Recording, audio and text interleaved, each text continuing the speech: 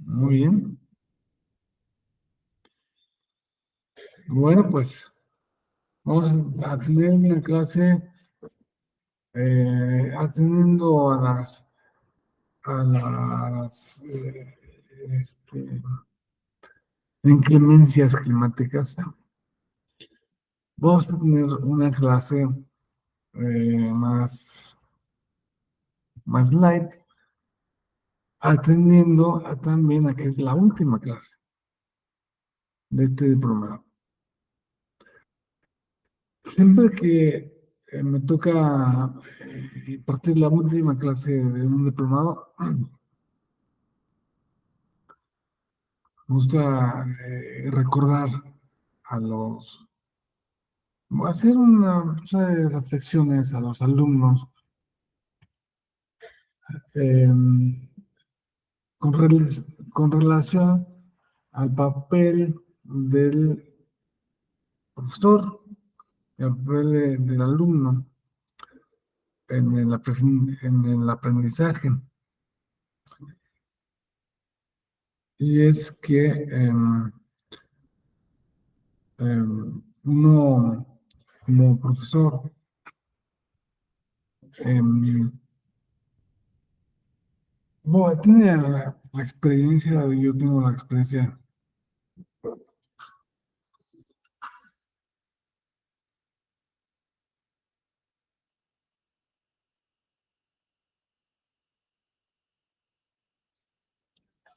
de que el aprendizaje es algo, digamos, eh, continuo y exige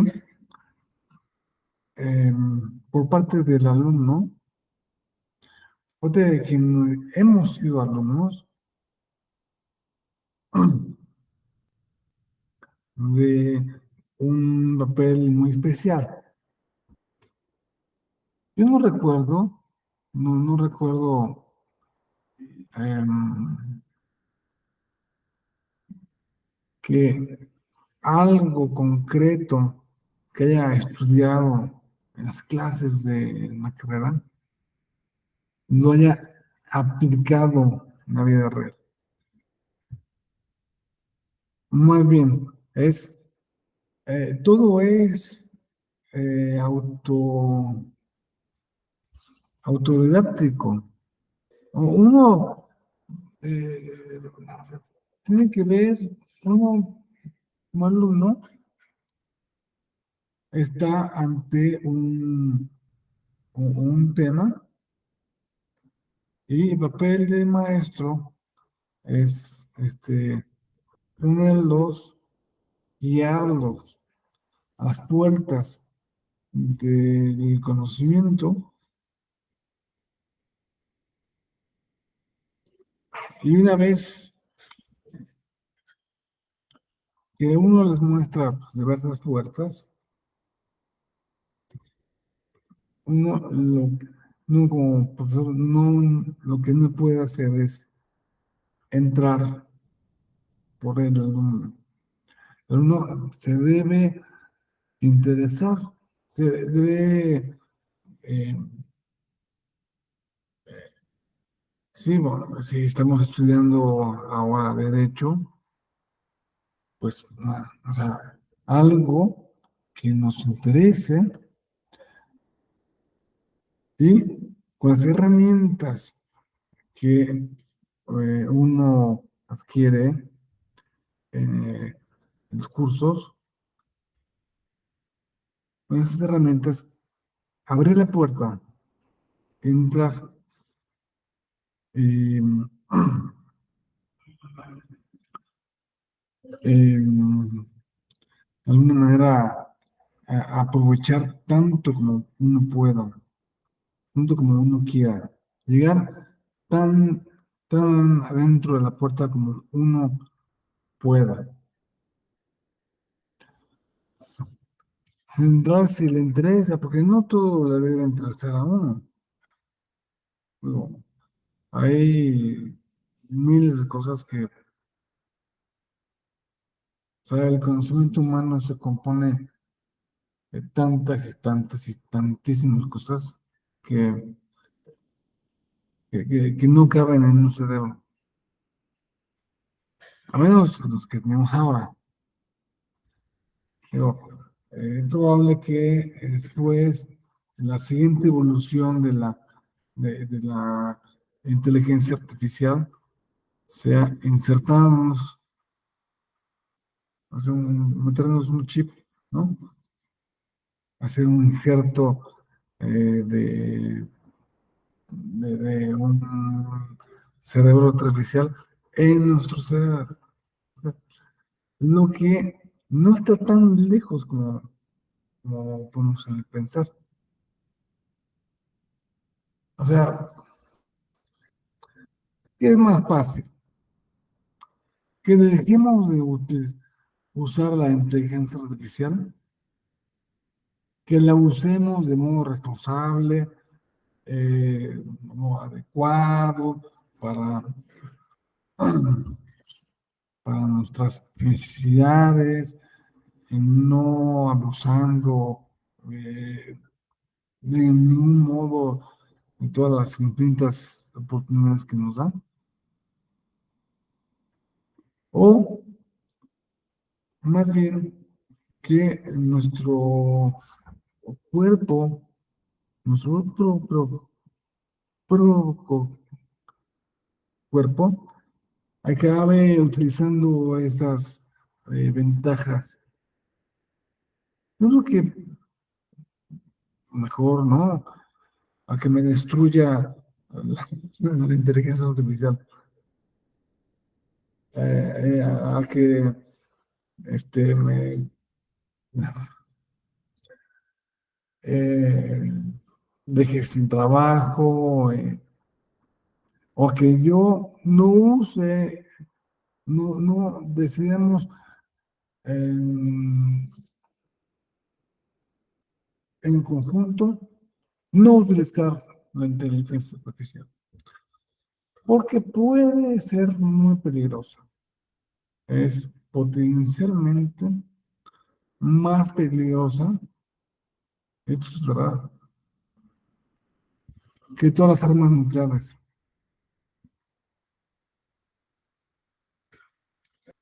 Simplemente porque pues, se mete en nuestras vidas y sustituye nuestra inteligencia, sustituye nuestro modo de pensar, de ver. Entonces, va a ser más fácil, insisto, que se desarrolle la inteligencia artificial en, en el cuerpo humano y todos vamos a ser una especie de cyborgs, ¿no? Medio robots, medio humanos. Pero pues eso, quién sabe cuándo llegue, si es que alguna llegue. Por lo pronto, vamos a cultivar nuestra propia inteligencia.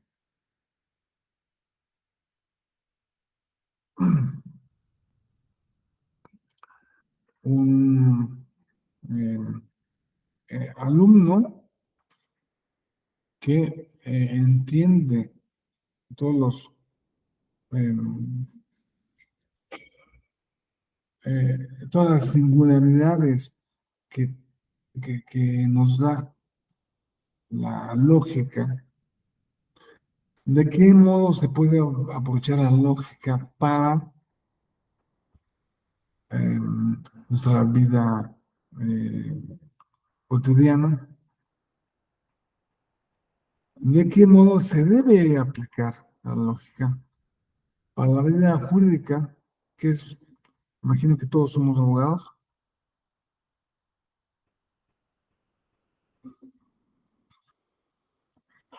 todos estamos, aparte, interesados en la parte contenciosa de derecho, en lo que se refiere a los conflictos, a los pleitos, pleitos, a lo que nos lleva a un tribunal como este.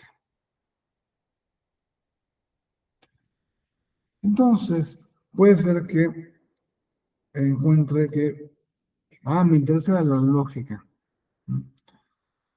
De todas las partes de la lógica, me interesa la historia de la lógica. No, no, me interesa la lógica dialéctica o me interesa la lógica matemática. Lo que han visto en las últimas clases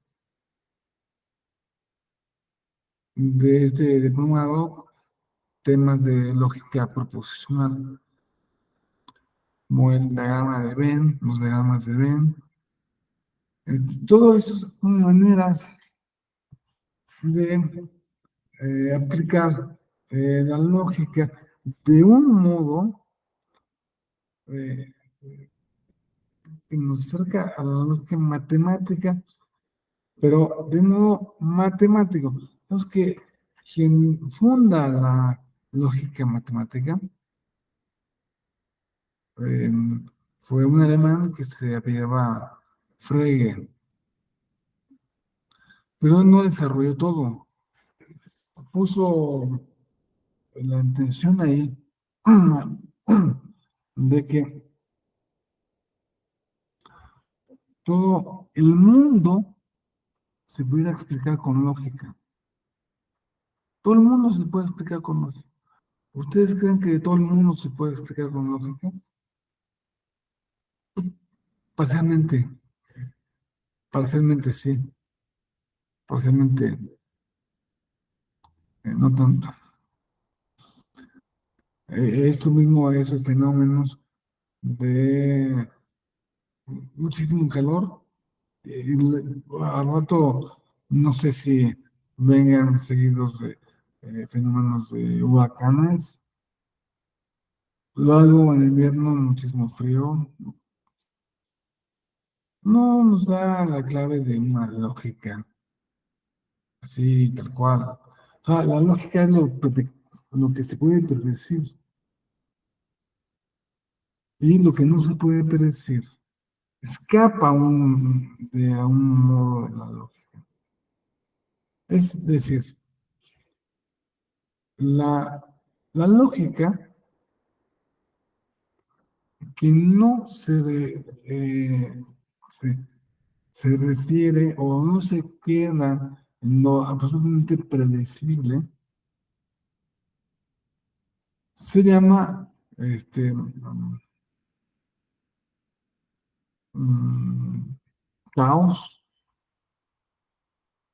O sea, como que la lógica eh,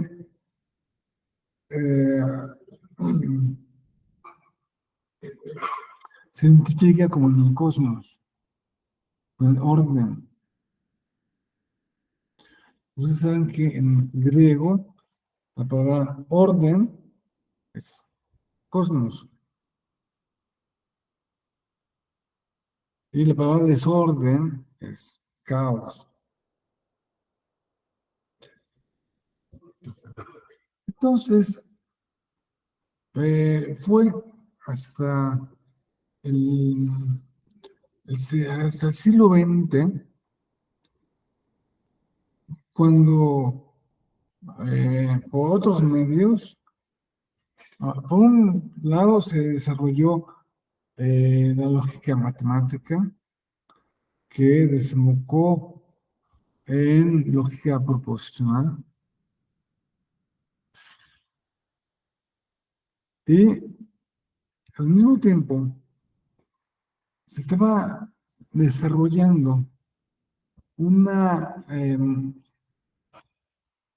una disciplina que no ha dejado de sorprender a todo el mundo, que es la teoría del caos. La teoría del caos viene significando, sí, un resumen muy burdo, que, que no existe el caos. De que lo que nosotros pensamos que es caótico, realmente no es caótico. O lo que pensamos que es ordenado, no está tan ordenado. O sea que el caos es un tipo de orden, de cosmos, y el cosmos es un tipo de desorden. Se dice, por ejemplo, que em, un cuarto bien arreglado, tu cuarto, sí, que tienes tu cama tendida, todos, tu ropa en los cajones, es un tipo de caos, es un tipo de desorden, es un tipo de desorden improbable, improbable. O sea, si tú agarras tu ropa y la avientas a tu cuarto, después de miles de millones de ocasiones, va a terminar dobladita en los cajones. O sea, que el orden es un tipo de desorden improbable. Con esto podemos ver que el que desarrolló, el filósofo que desarrolló la lógica matemática, eh, Frege, eh, Frege era un maestro de escuela que pues daba clases volteado. Nunca veía a sus alumnos. Es, ¿cómo es posible que un maestro de matemáticas en una universidad que es muy tímido, tan tímido que le da pena ver a sus alumnos, haya llegado hasta tanto, hasta donde llegó? O llegó hasta donde llegó a la lógica matemática, no porque él haya inventado eh, una persona con esas características, sino porque, sino por los alumnos que tuvo. Si no hubieras tenido a los alumnos que tuvo, me estoy refiriendo principalmente a uno un poco más famoso que se llama Bertrand Russell, que llegó a ser maestro, bueno, llegó a ser premio Nobel de literatura y se fue maestro de un ingeniero austriaco que llegó un poco perdido a Oxford, no, a Cambridge, donde él daba clases y le pidió que si por favor lo podía dar unos conectes. Y él, digo, muy bien, te voy a adoptar. Ese, ese, ese ingeniero austriaco que venía de una familia de muchísimo dinero, se llamaba Ludwig Wittgenstein. Entonces, Wittgenstein, eh, como que se apropió de la teoría, de las ideas de su maestro, las desarrolló al grado que su maestro terminó siendo alumno de su alumno. parece que lo que decía Russell era una copia de lo que decía Wittgenstein.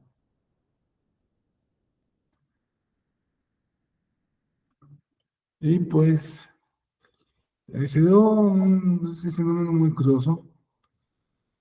Wittgenstein, pues por razones, ah, em, él, él era eh, homosexual de closet, no, gay de closet. Fue un tipo tan importante que podemos decir que fue quizá el, el filósofo más importante del siglo XX.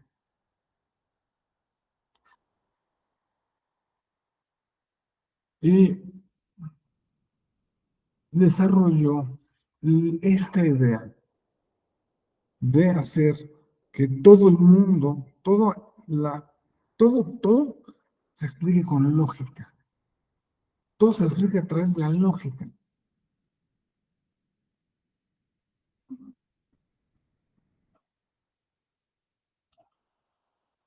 Entonces, bueno, vamos a ver. Le voy a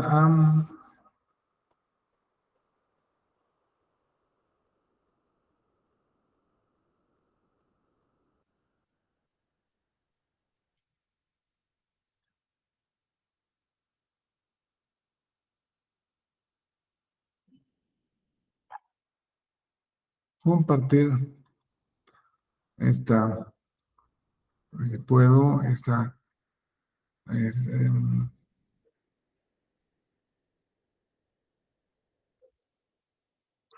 esta ventana.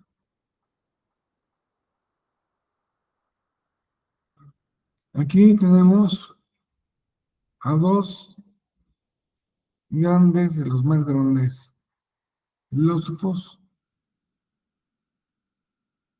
que dejó el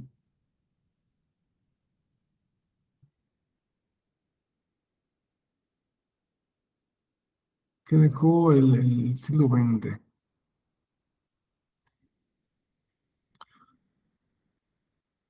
Primero, Charles Sanders Peirce, un británico matemático, y luego está con esa barba, ese peinado de raya y medio, y Ludwig Wittgenstein que desarrolla y le da un valor este, más integral a a esta parte de la lógica matemática que se ocupa en lógica matemática o lógica formal, es una manera de decir.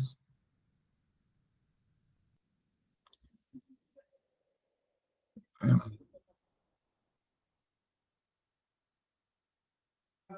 Tenemos que la lógica proposicional es una forma, una rama de la lógica formal que se centra en el estudio de las proposiciones o enunciados simples y las operaciones lógicas que se pueden aplicar entre ellos. Es un sistema formal que permite analizar, razonar sobre la verdad o la felicidad de las proposiciones y cómo se relacionan entre sí. Ahora que estamos hablando de verdad y falsedad, tenemos que retrotraernos al nuevo de la lógica, nada menos que Aristóteles.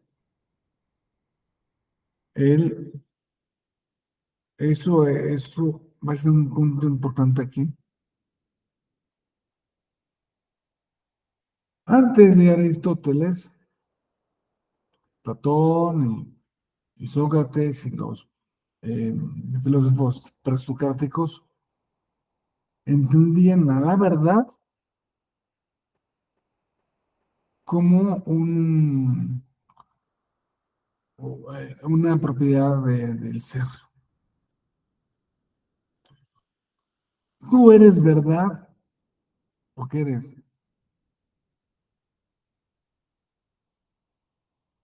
La sandía es verdad porque es. O sea, ¿qué es verdad? Pues esto, en esta sandía está la sandía, sandía,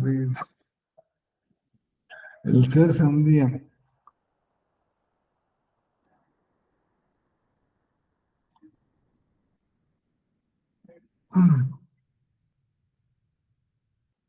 Entonces, la verdad está en el ser.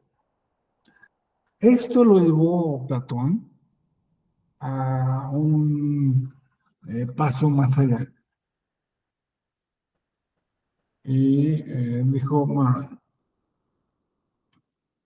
a mí me parece claro que debe haber dos planos de la realidad, un plano de las ideas, ideas perfectas que se relacionan entre sí,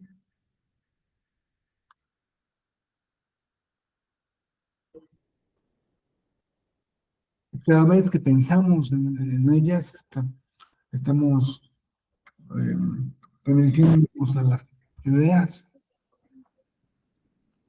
Y luego un plano, otro plano de la realidad, que es este cochino mundo. Este mundo donde no hay, donde las ideas están, em,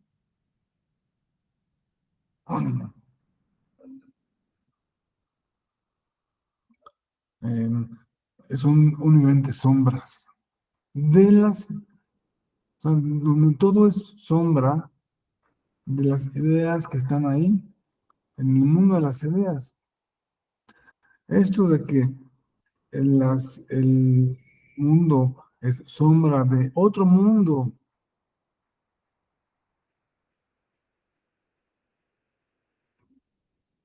tiene todavía eh,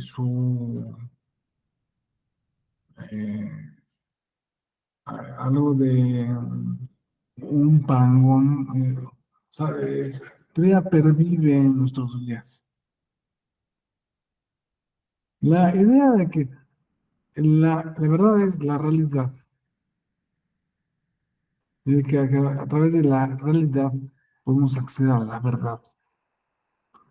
Es algo que únicamente hoy, ya en filosofía, en pensamiento, ya está totalmente desterrado. Solamente se puede conservar esa concepción de que el ser es verdadero en el mundo del arte. Un cuadro, vemos un cuadro fantástico y nos conmueve, nos lleva de algún modo a la verdad,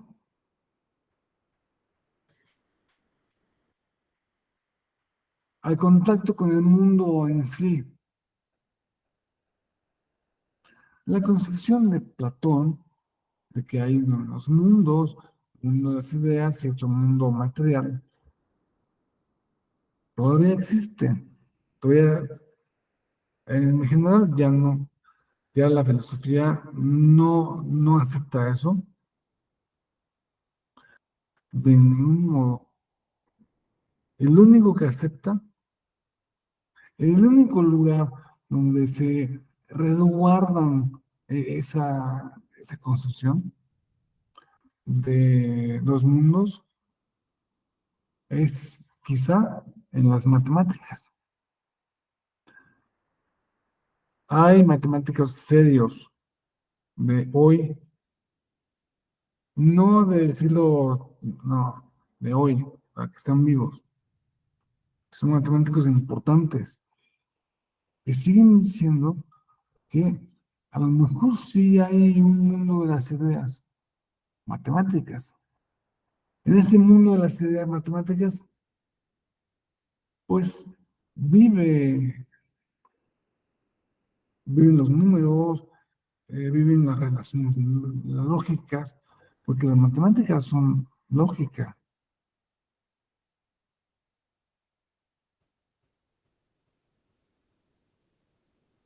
Y que nosotros lo que únicamente podemos hacer es descubrir ese mundo, descubrirlo, no, no, no crearlo. Pero ¿qué pasa? Que, ¿cuántas veces han oído ustedes, por ejemplo, que Newton inventó el cálculo eh, diferencial, que Leibniz al mismo tiempo también creó el cálculo diferencial? O sea, ¿cómo es posible? O sea, ¿lo descubro o lo creo? ¿Es un descubrimiento o una creación?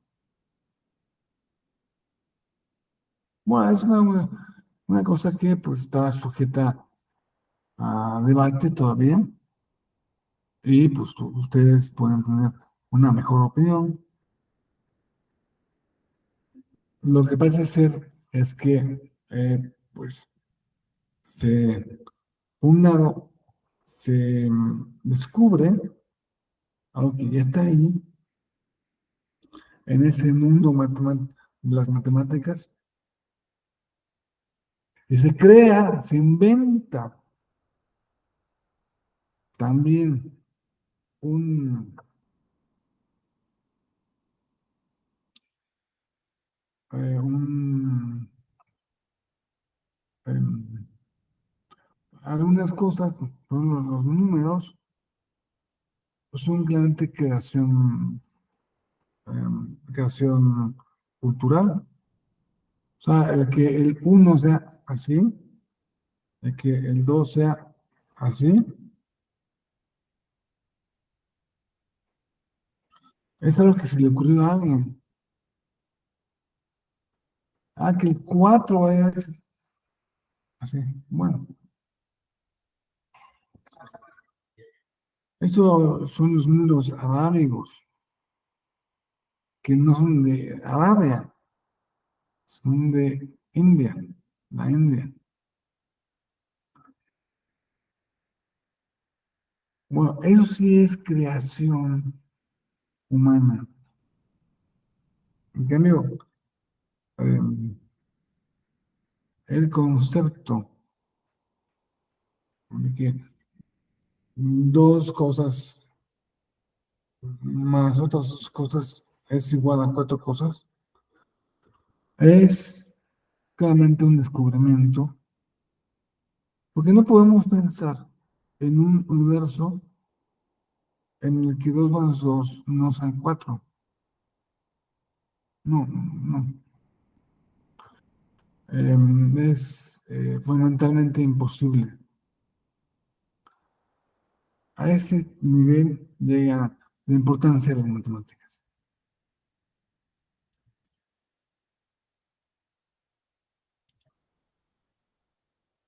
Bueno, el alumno de Platón, Aristóteles, llegó a darse cuenta de una genialidad. Genialidad. Genialidad en su momento. Vaya, a nosotros se nos da una obedad.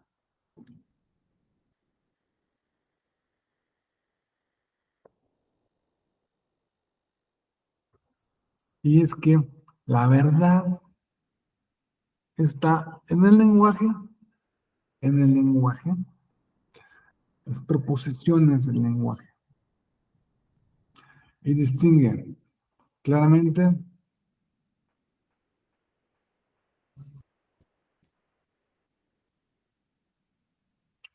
em,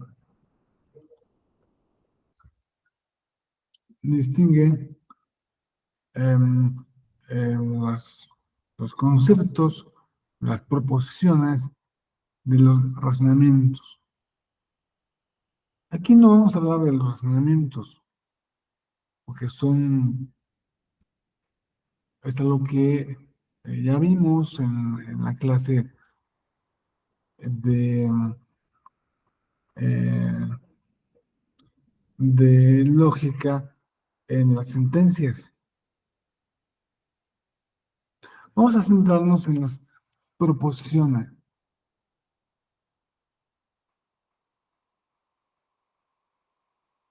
La lógica proposicional, entonces, es una rama de la lógica formal que se centra en el estudio de las proposiciones o organizaciones simples, en las operaciones lógicas que se pueden, y en las operaciones lógicas que se pueden aplicar entre ellos. Es un sistema formal que permite analizar y razonar sobre la verdad o falsedad de proposiciones y cómo se relacionan entre sí. Como vimos, Aristóteles dijo, la verdad está en el lenguaje, en la proposición. Decir que es lo que no es o que no es lo que es falso.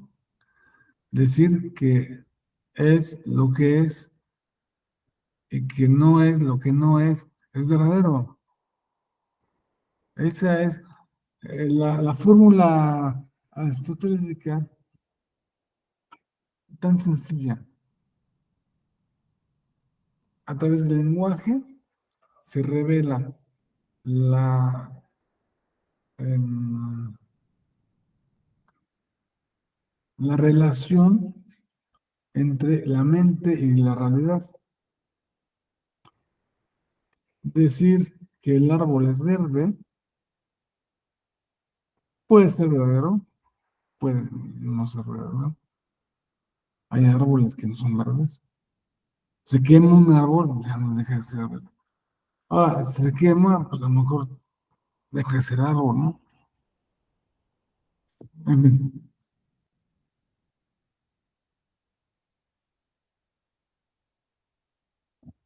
estas proposiciones se refieren a hechos. Hecho, un hecho, vamos a decir, es algo de suma importancia, porque es lo que tratamos de em, describir a través de la lógica proposicional. Un hecho es que ahora que comieron, el tenedor estaba a un lado del cuchillo. Estaba a 2 centímetros del cuchillo. ¿Sí? Esos son hechos.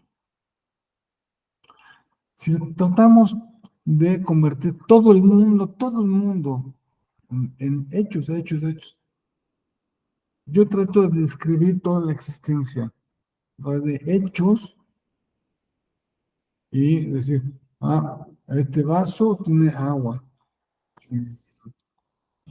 este teléfono es negro por aquí y camuflado por acá. O sea, tratar de describir todo el mundo con hechos. Es lo que se propone en la lógica proposicional. Vale la expresión.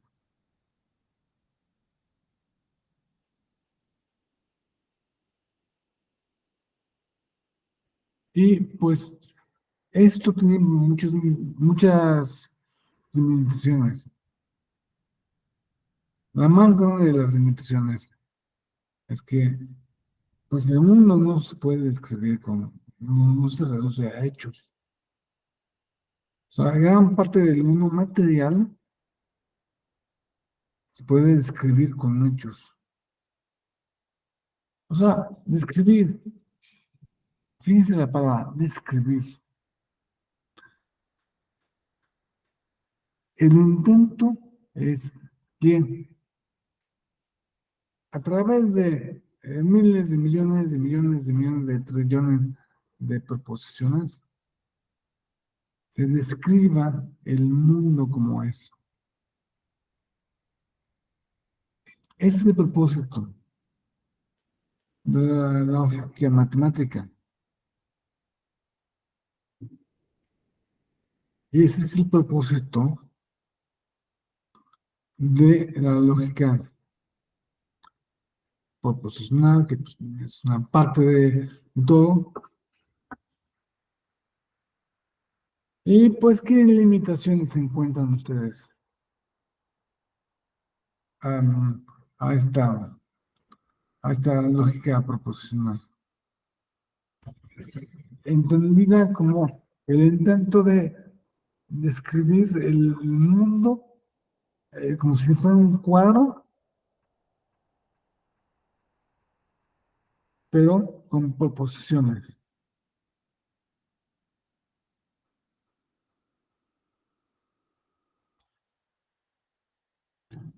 Eh, ¿qué limitación inconveniente le encuentran a esta lógica proposicional?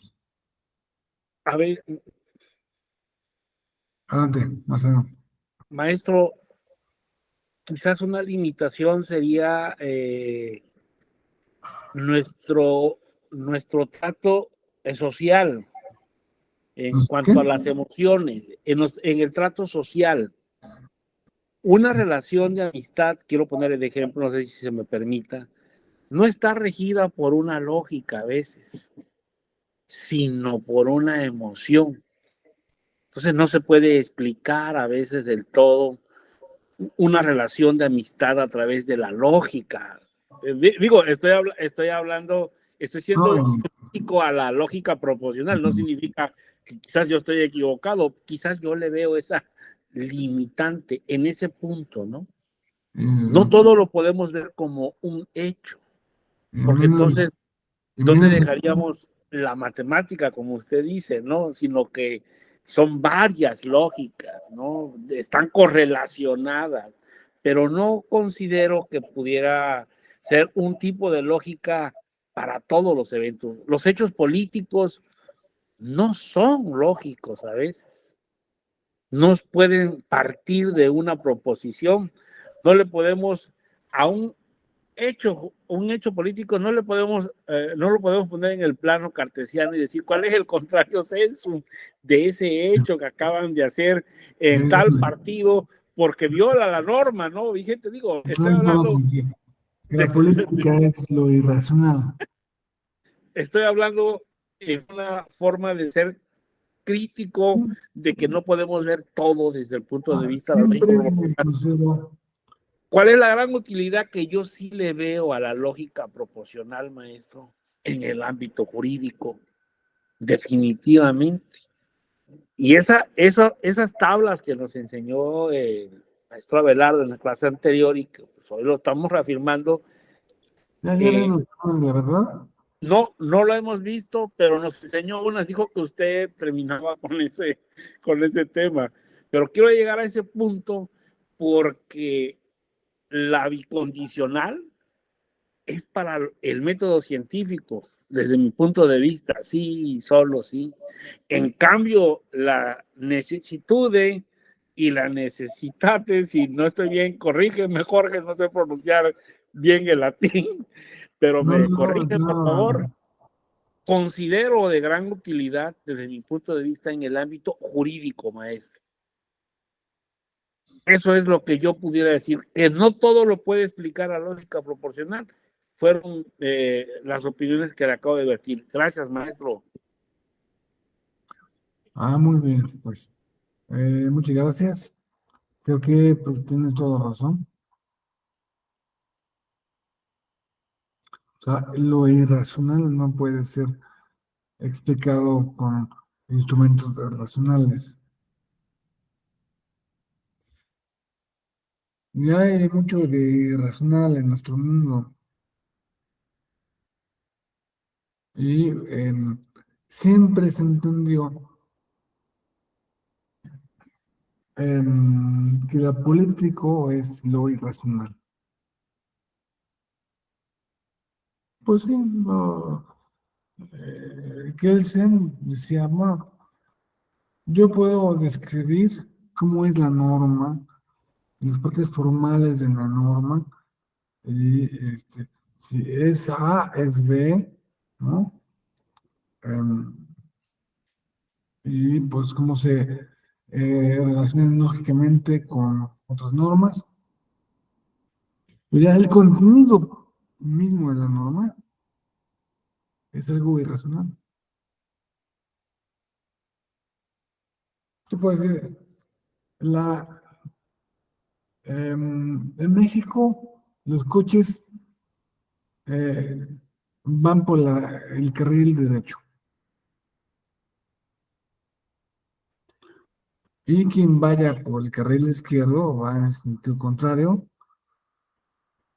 y lo vamos a poner una multa.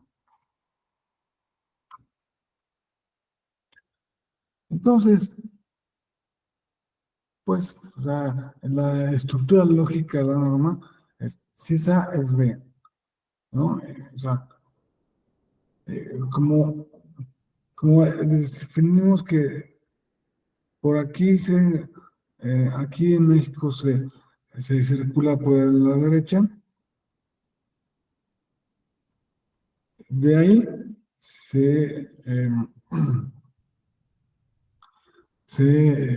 le viene la prohibición a circular por la izquierda. Y circular por la izquierda, cada persona que circule por la izquierda, pues está cometiendo una infracción y le vamos a poner una multa de X. ¿Pero por qué por la derecha y no por la izquierda? ¿A quién se le ocurrió? La historia es que se le ocurrió a Napoleón, que Napoleón supo por algún motivo que en Inglaterra se circula por la izquierda. Y se circula por la izquierda por una buena razón. Porque si tú vas en un caballo, digo, esto es la época, la gente iba en caballo. Si tú vas en tu caballo, tú bajas tu caballo, usualmente la gente es diestra. Y usualmente te subes al caballo así, y no así. Entonces, usualmente, la mayor parte de la gente utiliza la parte izquierda para subirse al caballo y no lo van a atropellar. Porque si usted en la parte de derecha, pues podría ser, ¿no? Entonces, Napoleón dijo, no, no, no, tenemos que hacer algo exactamente al revés que en mi odiada Inglaterra. Yo odio a los ingleses y por lo tanto En mi imperio se va a circular por la derecha. Si no le gusta, también circula por la derecha. O sea, es una decisión irracional. O sea, que no se basa en un motivo racional, ni el primero ni el segundo. Pero pues, em,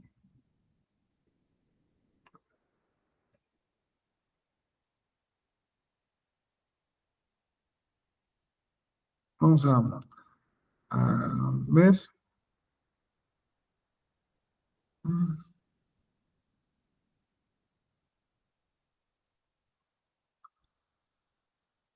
Entonces, no se puede describir racionalmente aquello que es irracional.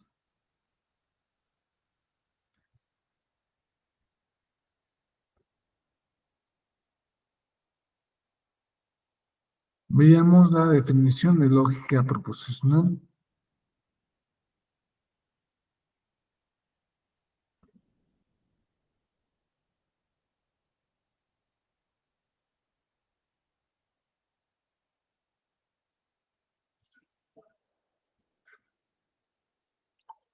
Y que su intento de pintar el mundo, de ser una especie de foto del mundo,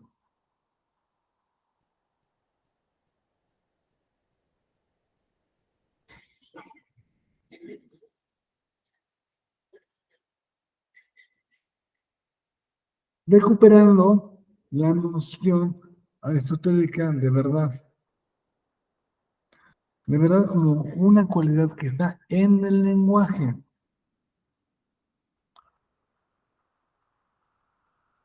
Como les digo, antes nadie se había dado cuenta de eso, pero viene un genio y dice, sí, la lógica está, la verdad está en el lenguaje. Ah, pues sí, sí, claro. Y la lógica fue, no, la verdad, estuvo en el lenguaje durante casi 2000 años, o más de 2000 años, 2300 años, algo así. Hasta que nació la lógica eh, dialéctica y la lógica matemática, de la que se deriva la proposicional,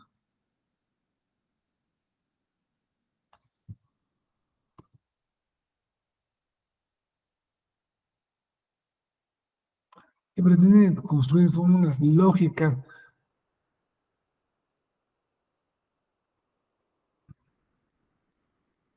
Las fórmulas lógicas más complejas se pueden establecer, se pueden formalizar en una, una serie de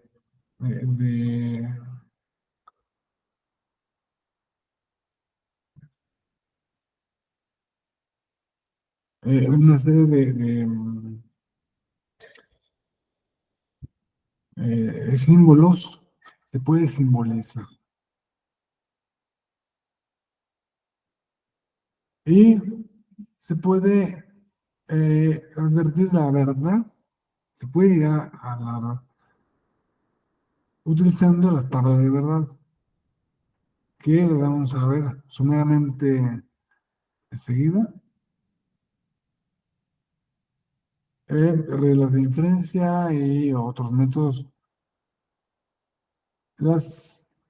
La lógica proposicional Es lo que casi siempre que se habla de matemáticas, se habla de eso.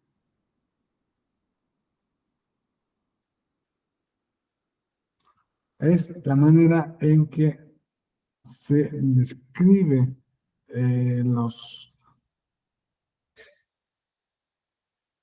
los, los hechos del mundo y la forma en que se describe los hechos que recogen también las matemáticas, la computación. Eso en filosofía es muy usada la lógica proposicional para definir en qué momento eh, hay un error en un razonamiento. Y obviamente que para la resolución de todo tipo de problemas, lo que está ahí enseguida es la lógica proposicional.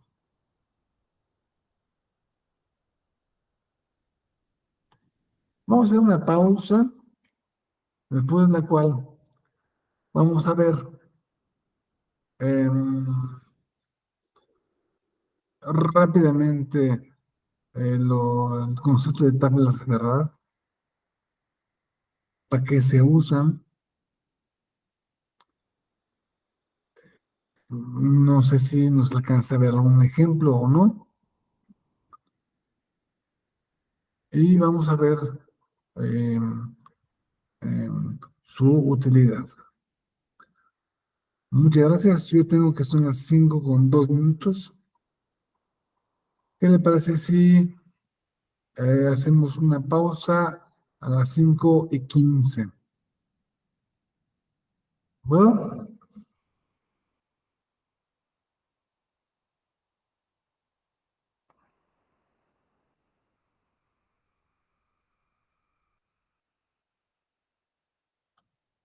5:15 los veo aquí.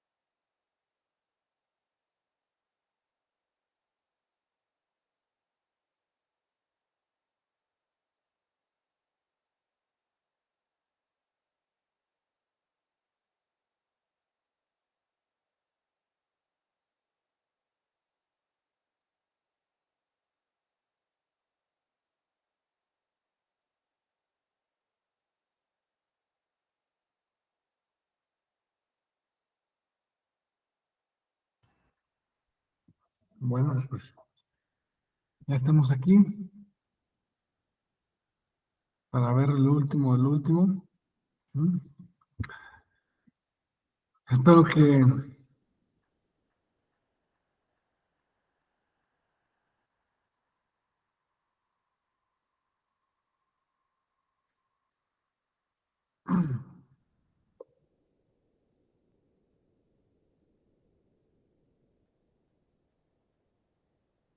espero que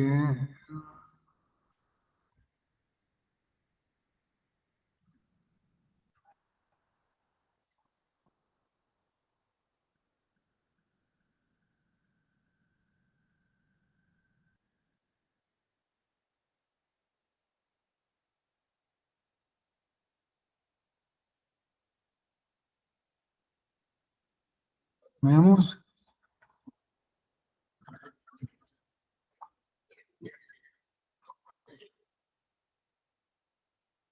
que las tablas de verdad son unos instrumentos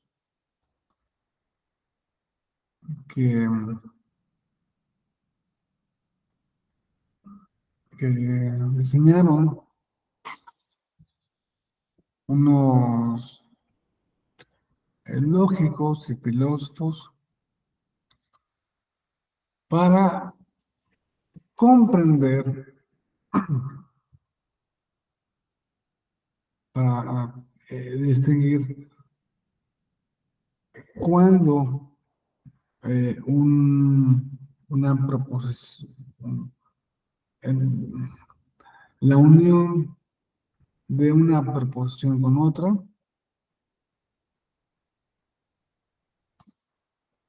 va a ser eh, verdadera o falsa. Cuando hay esta unión,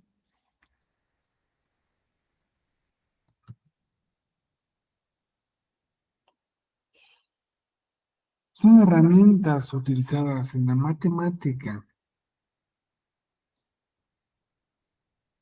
pero no solo la matemática. La matemática es una especie de, de ciencia lógica, de ciencia formal. No solo en la matemática, sino también en la filosofía, en el pensamiento general, en el pensamiento que se puede formalizar. Porque es la formalización. O sea, es el resultado de la formalización de nuestro pensamiento.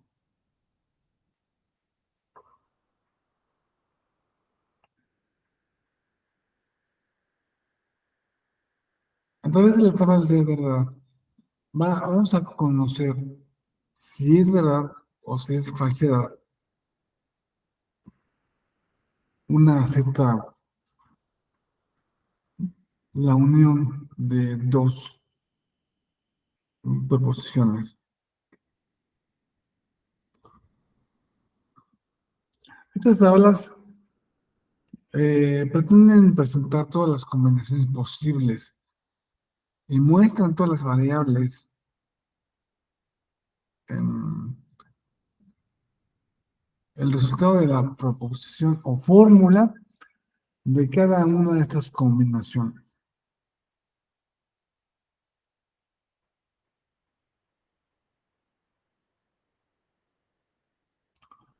Claro que en la lógica proposicional las proposiciones son declaraciones o afirmaciones que pretenden ser verdaderas o falsas, pero no ambas al mismo tiempo.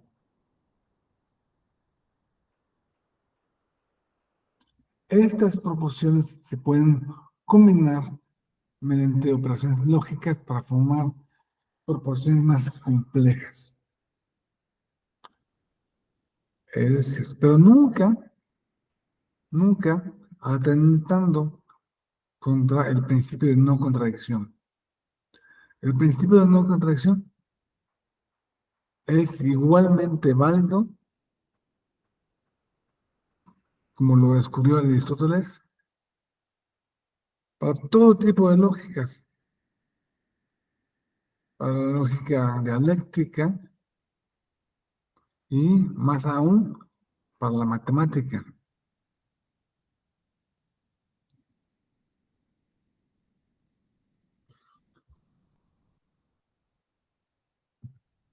Estos van a ser como ladrillos con los que podemos crear proporciones más complejas.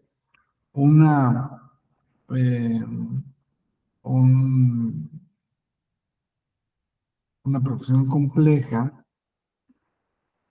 es, por ejemplo, una sentencia. Se puede formalizar una sentencia,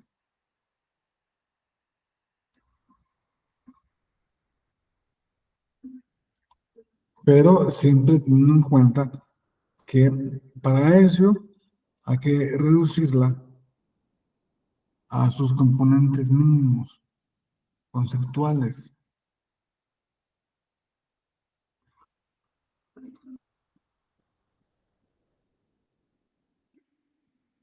Y pues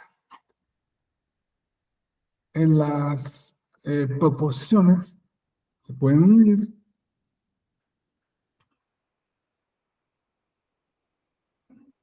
o vincular de acuerdo con unas ciertas operaciones lógicas.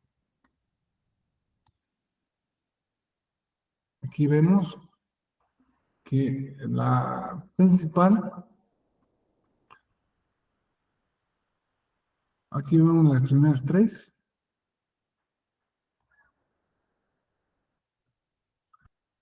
las primeras tres operaciones lógicas, negación, esto implica una proposición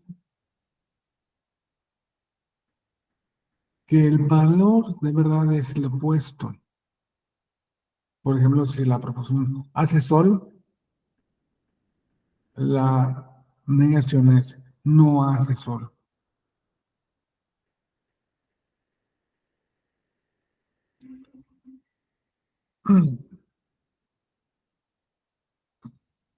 A veces nos confundimos.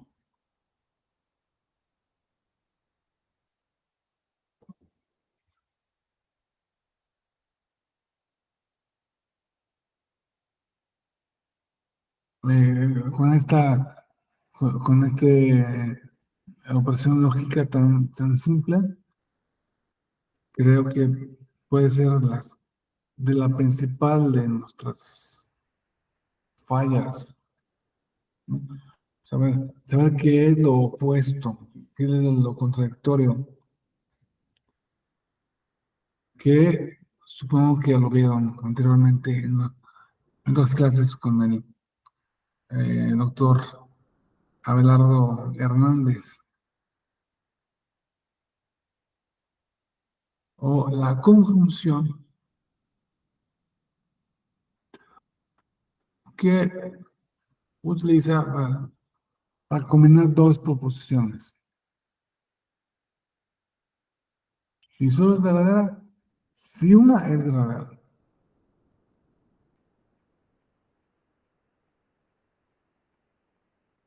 Aquí en el ejemplo,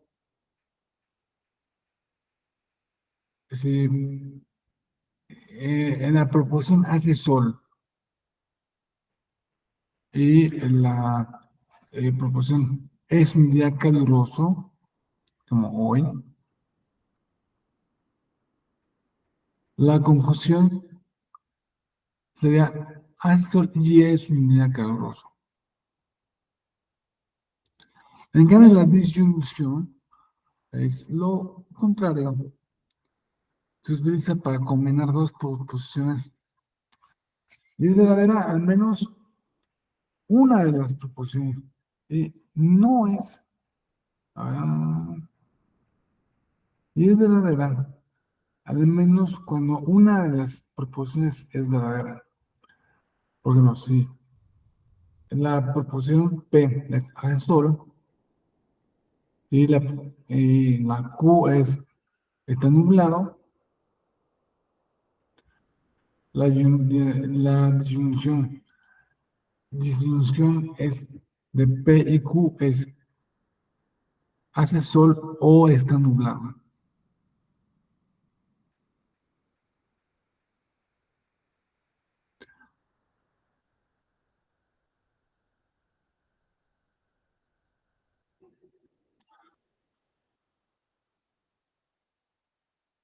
De igual modo, tenemos la operación lógica de la implicación.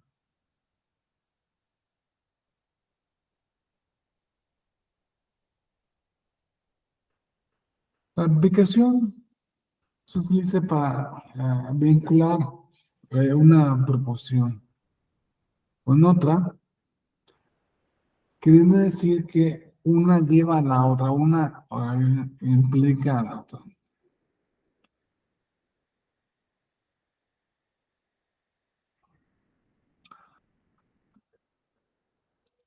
La implicación P y Q se interpreta si P es verdadero, entonces Q también es verdadero. Si P es falso o si Q es verdadero, sin que P lo sea, la implicación es verdadera. Solo es falsa cuando P es verdadero y Q es falso. Esta es una cosa que veremos en una de las tablas de la verdad. O la doble implicación.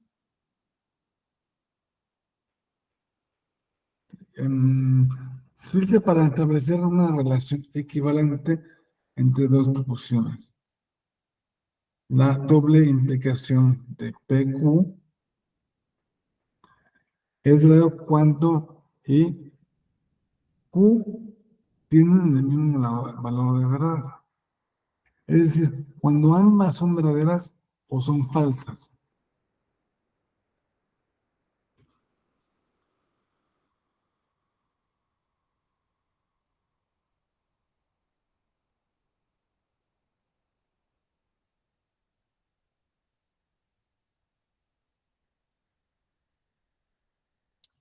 Aquí está mal escrito. Es tabla de verdad. No sé por qué se escribió, el corrector escribió toda la verdad. La tabla muestra lo que se infiere a partir de una narrativa específica.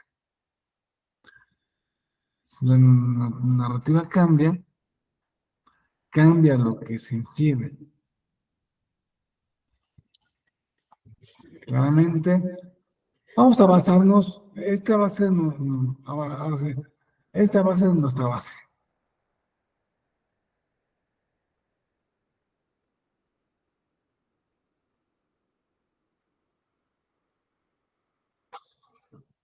Aquí tenemos, hasta arriba,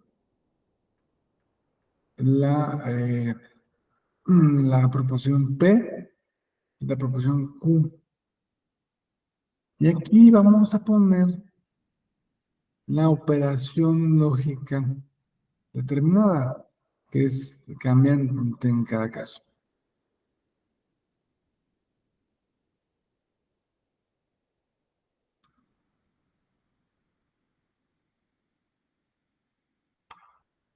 Si la operación lógica es I, PEI, aquí en estos cuadritos, ustedes imagínense unos cuadritos,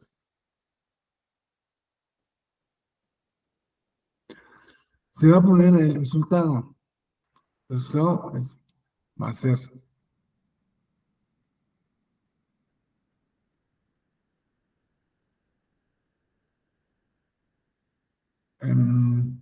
verdadero o falso.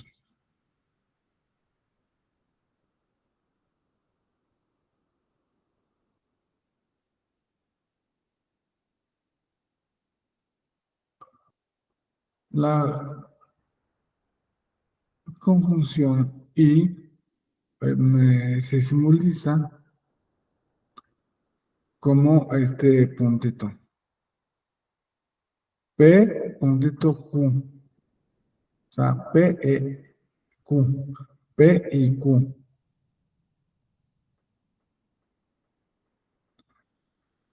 A ver, si tenemos P verdadero y Q también verdadero,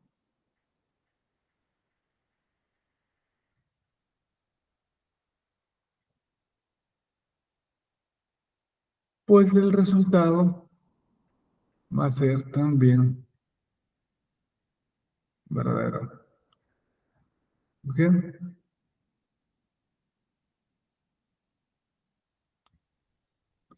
Aquí lo vamos a ver de una manera más sencilla.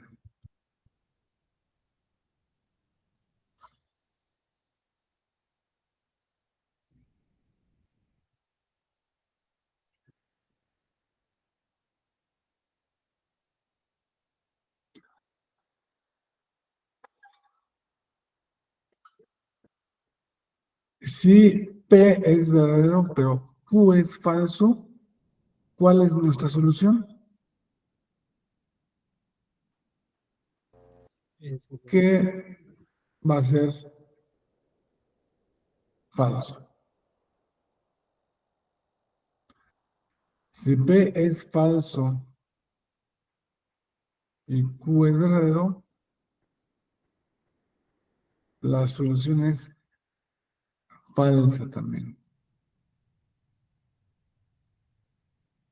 Si P es falso y Q es falso,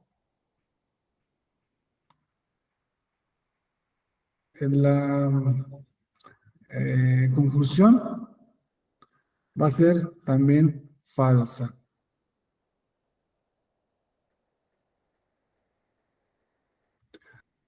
Pero vamos a ver con otro operador lógico, como es la disminución O.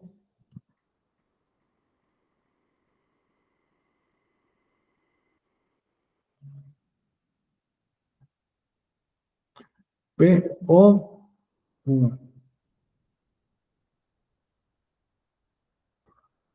One más. Y O. Entonces,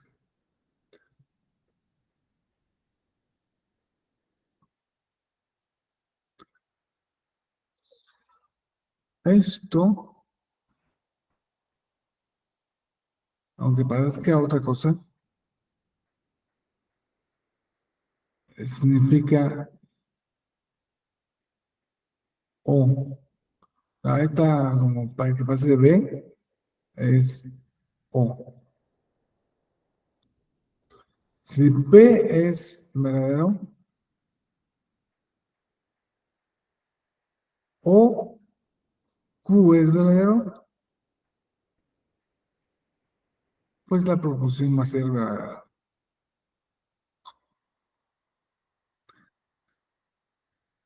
Si P es verdadero y Q es falso, la solución va a ser verdadero también.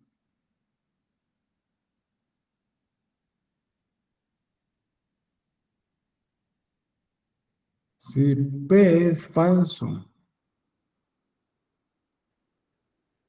o Q es verdadera, el resultado va a ser verdadero. Porque estamos hablando de que, o sea, en un ejemplo nos podemos imaginar, hace sol o está nublado. Hace sol o está nublado, pues es verdadero.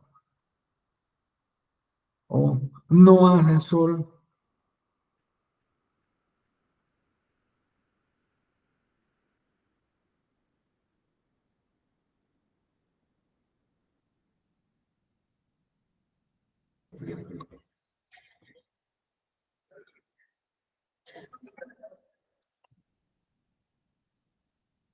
mm, pero, pero llueve, entonces es verdadero. Cuando es el P es falso y Q es falso, también es falsa la conclusión. Vamos a ver la siguiente operación lógica.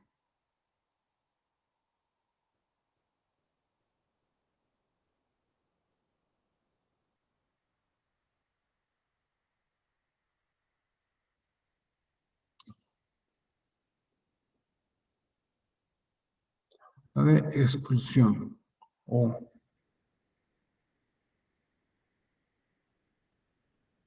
mm, es un O diferente al anterior, porque este O es que uno excluye el otro.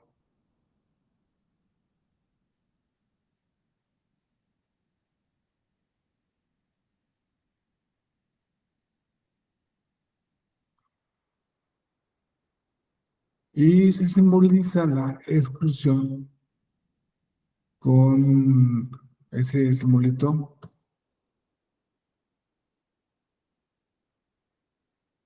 para decir que si P es verdadero o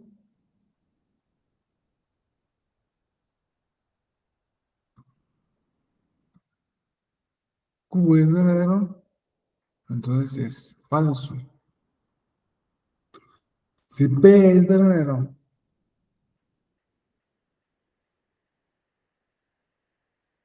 pero Q es falso, entonces la solución va a ser verdadero. Igualmente, si es falso P o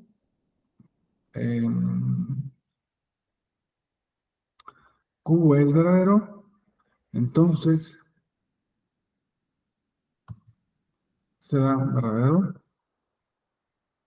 Y solamente cuando ambas son falsas, la solución va a ser que sea falso. Esta operación lógica.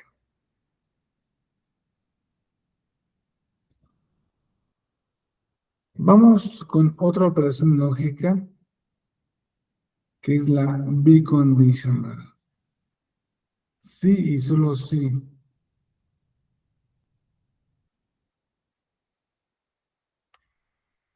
P, entonces Q.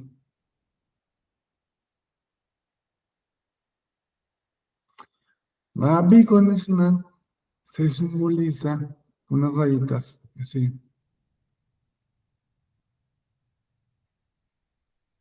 Y si P es verdadero, sí y solo si Q es verdadero, entonces es verdadero.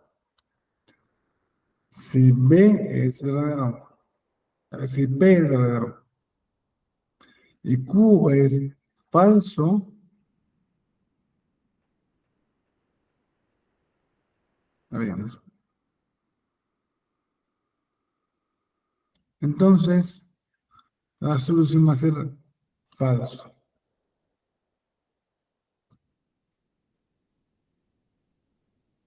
Si P es falso, si solo si B, no, Q es verdadero, entonces tenemos falso. Y si Q es falso y, y P también es falso, entonces paradójicamente la solución es verdadera.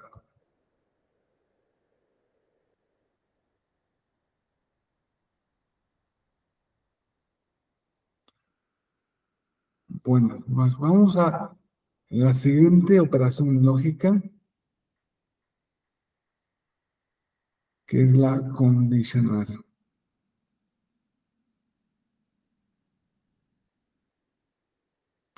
que se simboliza con una flechita.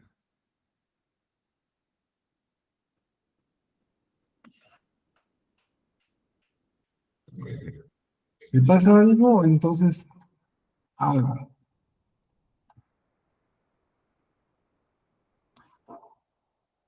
De modo que ya aquí no tenemos P y Q, aquí tenemos A y C, porque es una condicional. Si pasa A, entonces C.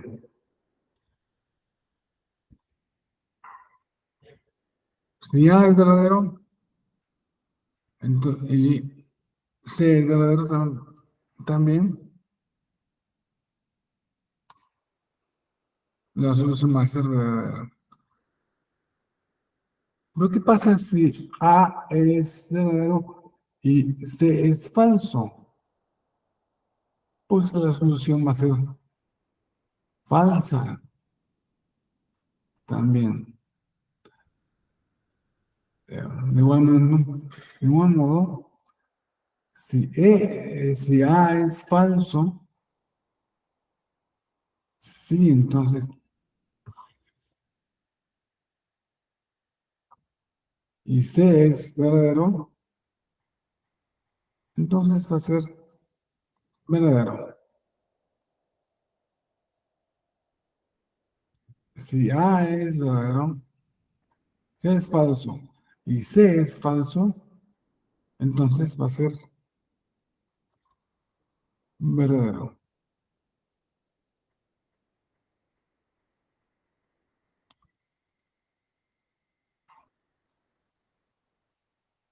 También hay una bicondicional. Sí y solo si A, entonces C.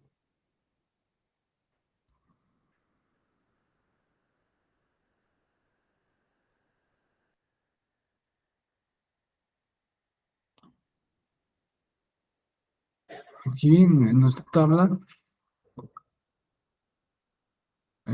si A es verdadero y C es verdadero, entonces la bicondicional va a ser verdadera.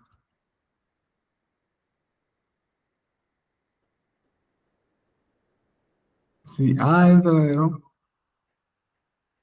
y C es falso, entonces la bicondicional es falsa.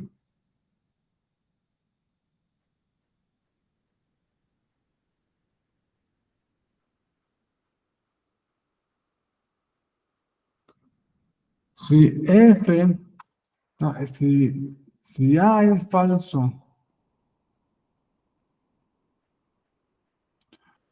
y C es falso también, entonces la bicondicional es verdadera.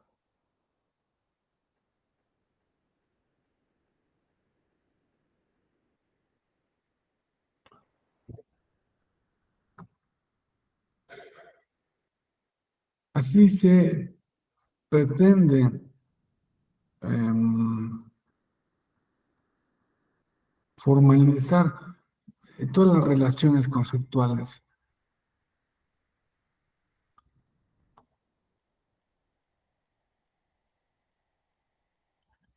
Así se pretende formalizar todas las relaciones conceptuales entre dos términos. Este, ya no les preparé ejemplos, pero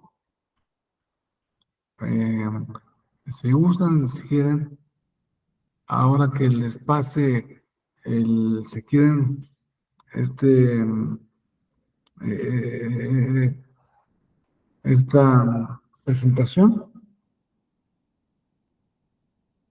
puede, puedo poner eh, ejemplos de cada una, de modo que que quede claro cuáles son las razones lógicas y, y su manera de formalizarse. Me parece que es obvio que estas no son las únicas relaciones lógicas entre los términos, aunque te pretenden abarcar todas las relaciones lógicas entre dos términos, posiblemente haya, haya más. Y posiblemente a ustedes les haya interesado su, su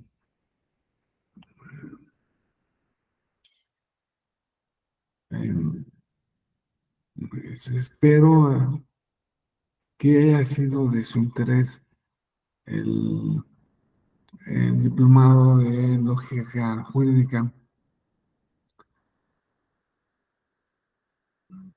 este, que les haya no solamente sido de interés, sino sido de utilidad.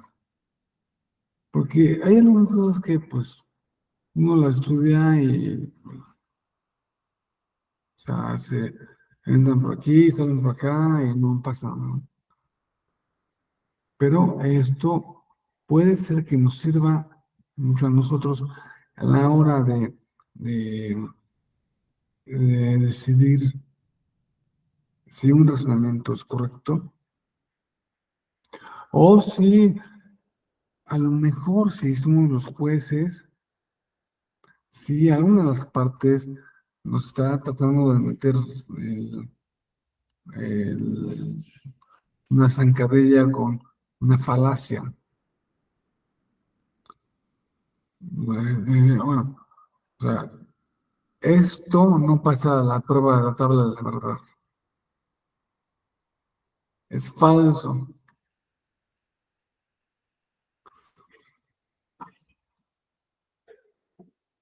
Y bueno, me gustaría ponerles ahora sí un ejemplo de falacia que está en la base de, de la religión cristiana, y es que se pretende que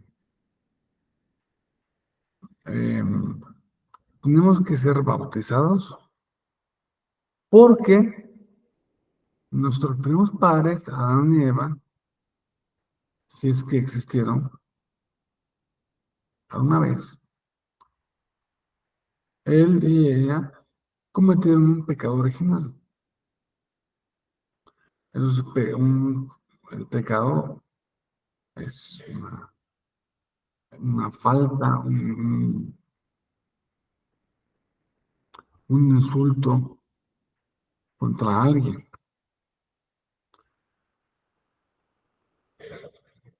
Y, y si uno le avienta una piedra a, a un gato, pues no pasa nada. Si uno le avienta la piedra a un ser humano, pues, y entre los humanos, si uno le avienta la piedra, no es lo mismo que se la avientes a tu compañerito que, que, eh, que estuvo, eh, que se peleó contigo en la primaria, a que tú le avientes una piedra al director de la escuela. Y no es lo mismo que le avientes una piedra al director de la escuela que le avientes una piedra a un policía que te puede llevar a la cárcel. Y no es lo mismo que le avientes una piedra a un policía que se la avientes a un diputado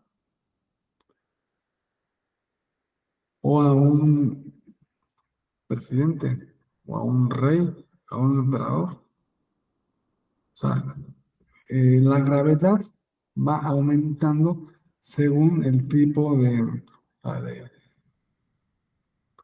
a la persona a la que le comete esa agresión. Por lo tanto,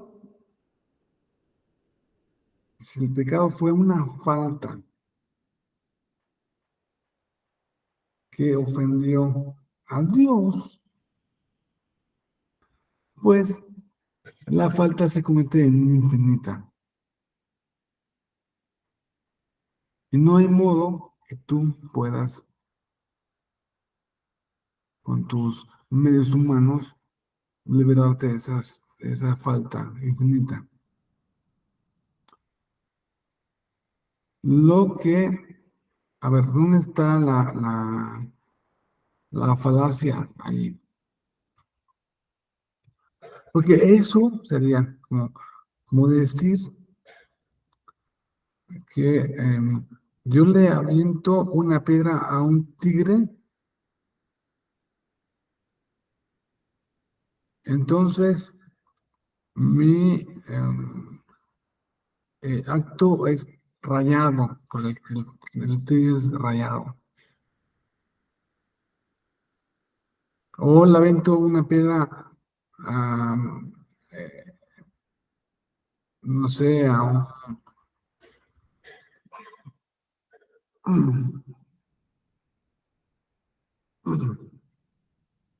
una persona gorda, entonces mi agresión fue gorda. O sea, estoy aplicando los conceptos, las características de la persona a mi falta. Y eso es una falacia.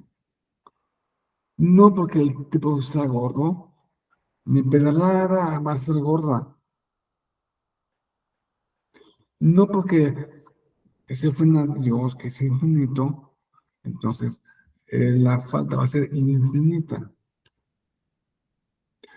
Por eso tenemos que estar muy pendientes de que cuando nos quieren meter eh, una, eh, un gol con alguna falacia y la podemos descubrir, que podemos descubrir su falsedad a través de instrumentos lógicos. Uno de ellos son las tablas de la verdad, que los ejemplos se los voy a pasar más tarde o mañana o el miércoles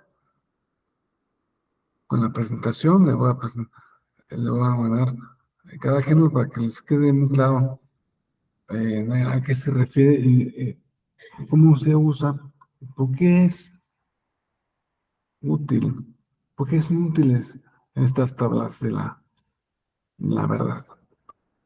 Bueno, pues llegamos al final del curso, al final de la clase, al final del curso, y yo quisiera hacer una pregunta. Si tienen alguna duda, alguna observación, algún comentario.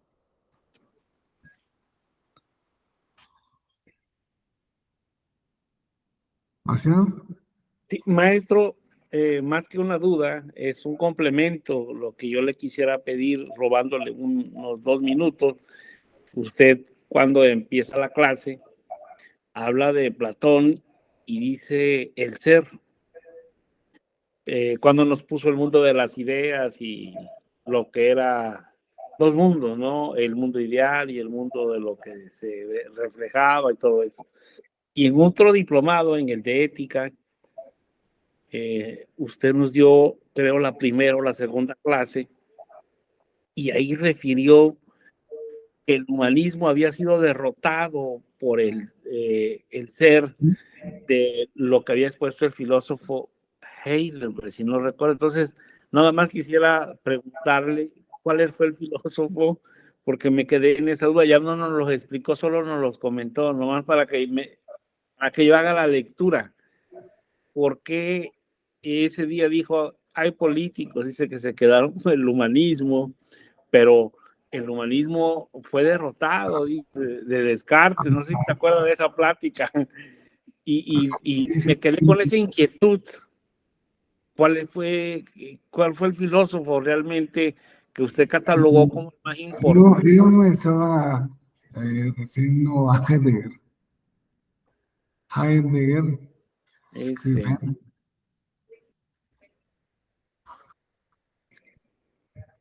¿Cómo lo escribe, maestro? A ver, escríbamelo, por favor. Heidegger, exacto. A él hay que leer para entender el ser, maestro. Porque lo que predomina ahorita es el ser, usted nos había dicho ahí, en esa plática.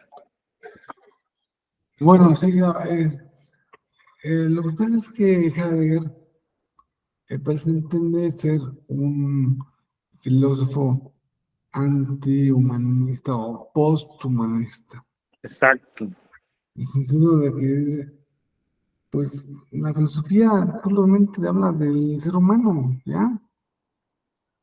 ¿Ya? O sea, el ser humano es una parte del ser, es una parte de la realidad, es una parte bueno, sí, es muy importante porque somos nosotros, pero pues realmente es una parte.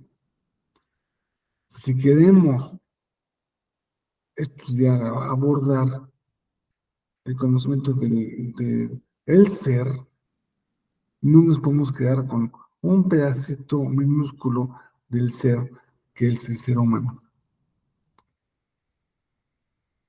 Tenemos que ampliar mucho Sí. nuestros Gracias, conceptos. gracias, maestro. Para mí fue de muy gran utilidad el curso de la lógica. Esta Muy bien. lógica jurídica electoral fue más allá de mis expectativas, si se puede dar esa expresión. Muchas gracias, fue para mí uno de los mejores diplomados que me ha dado la Escuela Judicial, y mire que he tomado varios diplomados con ustedes. Desde el 2016 lo conozco y hasta hoy hasta hoy le puedo decir personalmente, gracias por todos estos años, maestro. ¿Eh? Gracias. Sí, pues Saludos. me acuerdo de ti desde aquellas épocas, Gracias a donde usted que revisó todos los trabajos y me decía, no, así no, ponte a hacer bien el ensayo, y eso me motivó mucho porque se tomó la molestia de revisar los ensayos que nos dejaba. Eso es vital, maestro. Gracias. pues, pues no, te- te lo agradezco a ti que hayas continuado con el interés. Se, se ve que te gusta mucho el derecho electoral, ¿no? Sobre todo en la parte procesal. Y que tienes además unas inquietudes que van más allá de el puro análisis de la norma. O sea, que estudiar la lógica, estudiar elementos de filosofía, eh, enriquece, enriquece tu pensamiento. Te felicito y agradezco tu presencia en todos estos eh, años ya en la escuela judicial. Antes, centro de capacitación, y ahora escuela judicial. Bueno, si no hay otra comentario, otra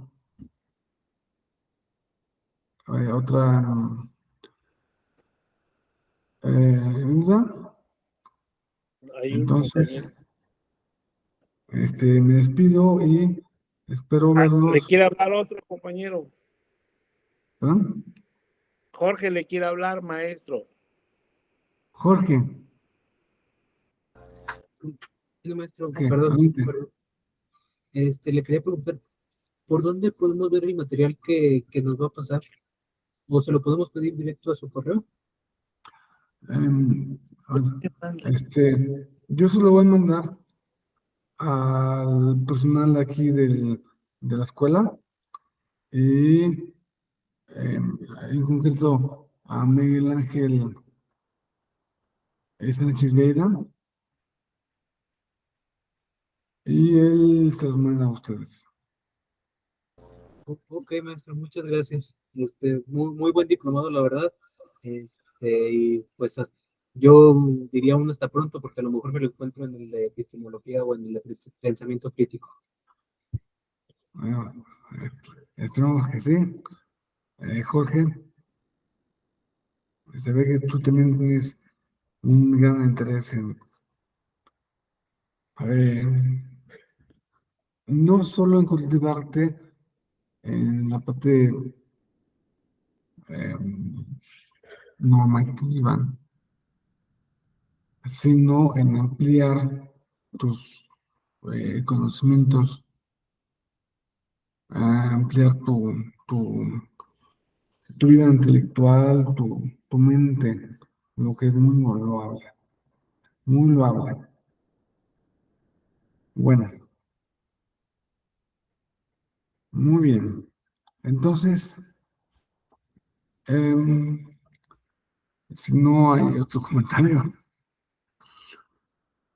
yo procedo a despedirme y espero verlos en la siguiente actividad de la Escuela Judicial. Hasta luego. Maestro, hasta luego, Jorge. Hasta luego, Pablo.